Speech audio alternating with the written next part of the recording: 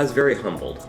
Early in my career, I had the opportunity to meet Roy Morse, and I'm aware of the influential place he had in the establishment of the Washington State chapter of APWA and all the infrastructure around Seattle. Early in my career, when my wife started to work at the city of Seattle back in 1984, Roy would still come by the offices, and it was always remarkable to her about the admiration and genuine feeling that he was there to help them as an organization. And so to be put in that same hall, I guess, with Roy is a real great honor for me. I honestly don't think I am anywhere near the stature that Roy Morse was.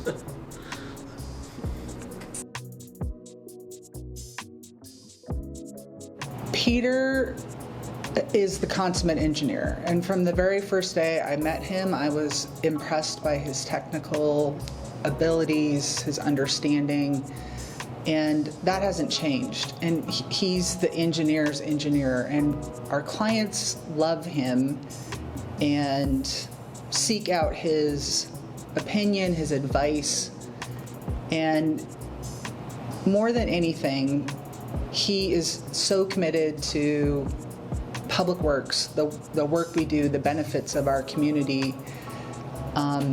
And he does it without fanfare, he does it without recognition. It really is about the betterment of the community. There's actually been so many different things. A lot of the favorite things for me is probably the different projects I've been able to do and the people I've been able to work with over my career, and all the things I've learned from those projects and those people. I had an opportunity to work a real diverse type of projects throughout the state, all the way from roadway projects that were small sidewalk projects for local communities, places like the city of Redmond, the city of Bellevue, the city of Seattle. I had a chance to do some really large projects. I had a chance to work on the West Seattle Swing Bridge, which was a very unusual structure for its time in the mid-'80s. Got a chance to work on I-90 across Mercer Island, specifically the Island Crestway interchange. So those really big transformational type of projects here in the area.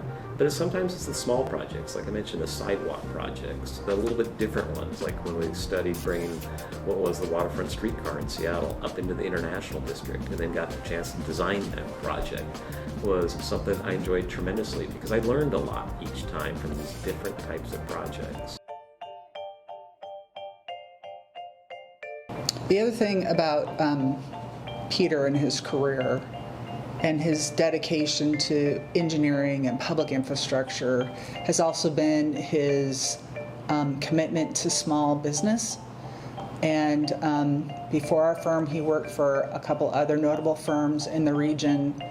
And there's something important about small business, and he inherently understands that it really is a foundation of economic growth. But more importantly, it provides opportunities. How did I meet PDB, or Peter De Boldt, as everyone calls him? Met him in the fall of 2018 when I was in the process of joining Petite. We developed a very strong relationship over the years that I was there. Peter is an engineer's engineer. He is always looking to do what's right, to build sustainable, reliable infrastructure for our community. And, I learned a lot from him. Integrity is top notch. I don't know anyone whose integrity is higher than his.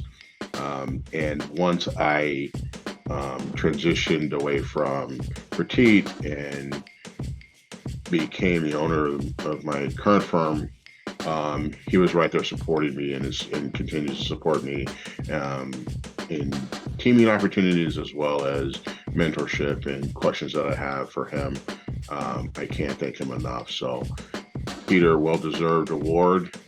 Couldn't happen to a nicer individual. When our chapter was beginning discussions about hosting PWX, which we hosted in 2019, I was on the board of directors, and at that time, Peter was the delegate, was serving as delegate, and his leadership throughout what was really some tense and difficult negotiations with APWA National was really a standout.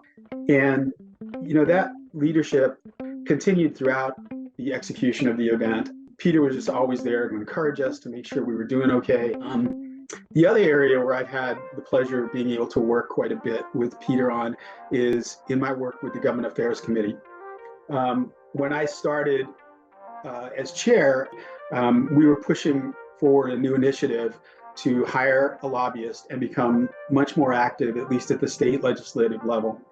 The support of many on the board, but Peter really stood out in getting that initiative up and running. And then since we got it going, it's been really successful. I think the thing that above and beyond all of that, though, is he may not realize it, but Peter was one of the first people in APWA to kind of extend his hand to me. Peter De Boldt is genuinely one of the leaders that I look to model inclusive behavior. And Peter could have made a bigger name for himself on a national stage, but that really wasn't what was important to him. It really was about the betterment of our public communities, but also the benefit of our internal community, and being giving and generous with his time and his commitments.